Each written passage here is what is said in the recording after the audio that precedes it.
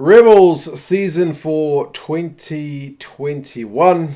The last of the Aussie teams I'm going to have a look at. Hopefully they are not going to be last in the conference, but someone is going to be last. The bookies, interestingly, if I can jump straight to the predictions, have either got them as 4th or 5th. So there's not a whole lot expected from the Rebels.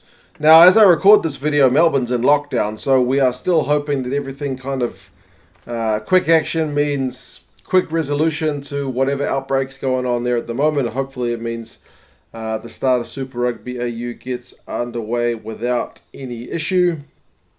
But it can't be ideal for the prep for these guys, assuming they're all based in Melbourne. I know like the Force and the Rebels guys last time had to essentially operate from other states. It was all, it was run the way it was run. It had to be run.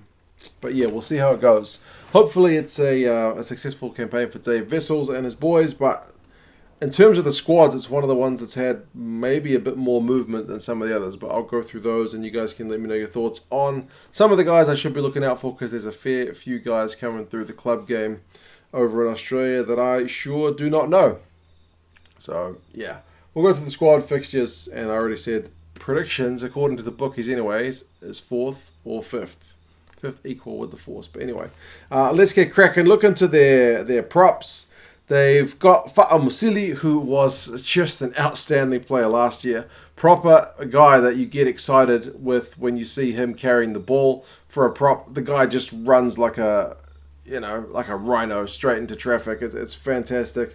Matt Gibbon is there. They've got Kailia in the development squad, who I'm not familiar with. Sordoni has signed from the Hawares. He's one of their younger props. I don't know that I've seen a heck of a lot of him, but I know he's capped by the Pumas and capped by the Hawares. Cameron Orr was pretty solid last year, and they've also got Van Neck from Club Rugby as well. Mr. Rasmus has left. Jermaine Ainsley left. Ron Smith left. So, yeah. There's been a fair bit of changes there. Anurao Rangi has left for Japan, which is unfortunate because I feel like maybe he was next cab off the rank in terms of hooker for the Wallabies, but maybe not. He's an angry man, Rangi, when he was like, probably Rangi would be the correct pronunciation of his name. But yeah, he was angry. He loved a bit of contact as well, but always down the pecking order. And they had Uelese. They always call him Ulysses, but I'm sure that's not the correct pronunciation. Yeah, he's always the main guy when he's not injured. And they've signed Ed Craig from the Reds as well. In terms of locks, they've signed a guy from the Hawares I don't know, Ignacio Calas. I don't think I've ever seen him play, but it's good to be picking up some guys who are looking for work if they've got a bit of talent about them. Steve Cummings and Trevor Hosea. Hosea was one of the guys who looked pretty good last year. He really had some good numbers. He's still only like a relatively young man, 21 years old. He's been around the Rebels for quite some time. I think he's actually like a proper Victorian as well. It's good to see some kind of local talent coming through the ranks, whereas Cummins, I think, is a bit more of your journeyman style guy. He's been around with a few different teams, spent some time in Europe, so he's come back to Australia.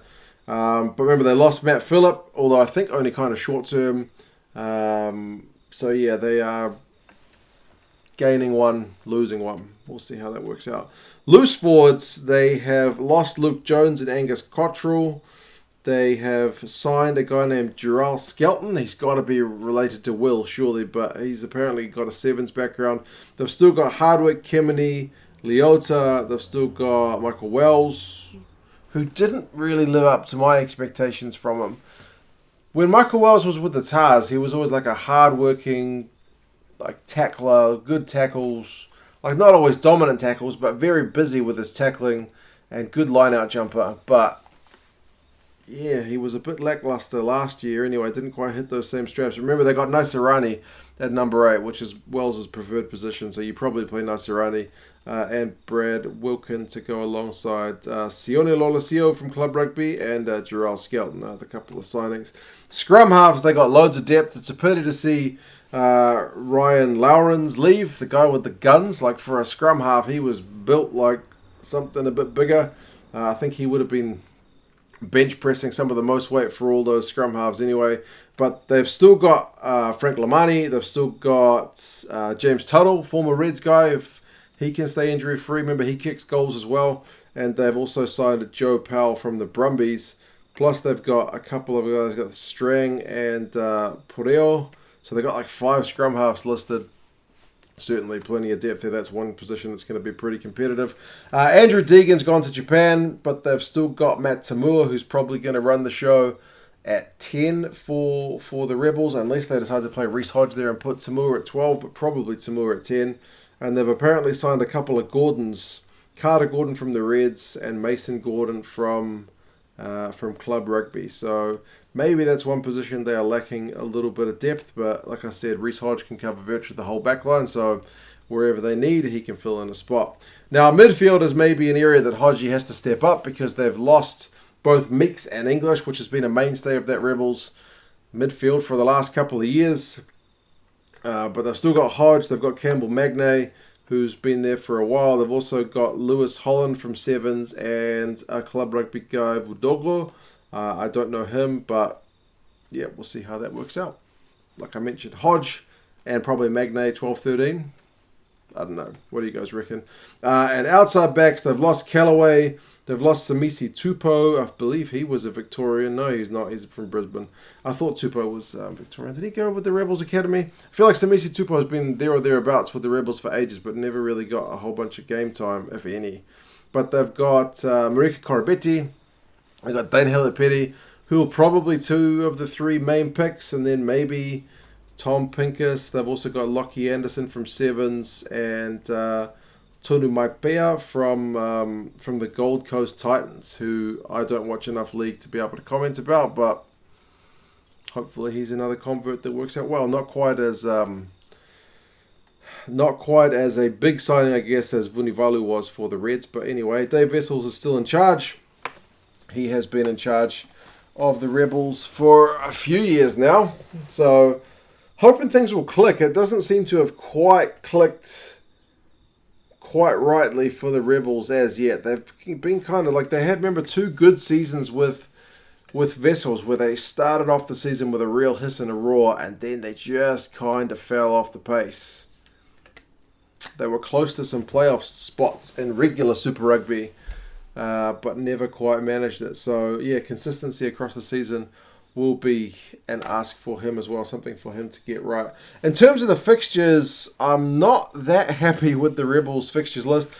They do have the bye in the first round, which generally sucks because everyone else gets a week on you in terms of getting some match experience under the belt. But with the lockdown in Melbourne, maybe actually having the bye in round 1 is good for the competition, because the last thing we want is the competition having games postponed or cancelled like we've seen in Super Rugby in South Africa last year, and the Currie Cup this year, and likewise the Premiership over in the UK, the Autumn Nations Cup. So ideally we don't want games to be affected, so maybe that bye in the first week actually helps out. Then they go to the Reds away, which is another tough one. Remember, they missed out on the final spot to the Reds last year, so going away to the Reds, who will have already played 1 game, will be tough. Brumbies at home. That's a really hard start to the season. But anyway, hopefully they can pick up a win at least out of those 2 games. Force away and Waratahs at home. If they're going to be a contender, they'll be backing themselves for those games. Then another bye, and then Reds and Force at home, Brumbies, Waratahs away. So I think it's a tough little run that the Rebels have got for 2021. I do not like their fixtures list at all, but as I mentioned, with the lockdown, that bye in the first round suddenly looks a whole lot more appealing. But we will see how that situation develops over in Australia. The average age is 25, according to Rugby Fixation's Twitter handle. They've been doing some good stats on some of the squads coming with the release of Super Rugby AU, so that's good. It's older than the Reds and Waratahs squads, which are pretty young. It's about the same age as the Brumbies squad. It's a bit younger than the Force, who've signed a bunch of senior guys. So, yeah, we'll have to see how things play out for them. I back Dave Vessels, but I've been saying that for many a year. It's maybe time for him to get things right as well.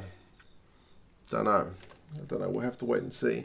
But yeah, we will see how the season goes. It's only like a week away now, man. It's pretty exciting stuff. Super Rugby AU is not too far away. Also, I need to give a quick shout out to Will D. You are Eloise's favourite rugby fan. Good man. She bought me a couple of beers on the Buy Me a Beer site on the condition, well, on our agreement. We chatted a little bit that I give you a shout out for Valentine's Day. So you sound like you've got a pretty good woman there, man. Hope you guys are happy, albeit in lockdown, on Valentine's Day in Australia, in Melbourne, this 2021. But cheers for that, Eloise, and cheers for that, Will D. Appreciate it, and I hope you guys, as I said, are safe and happy. But yeah, Rebels for 2021. How do you guys reckon they're going to go? And yeah, I'll talk to you guys again soon. See you later.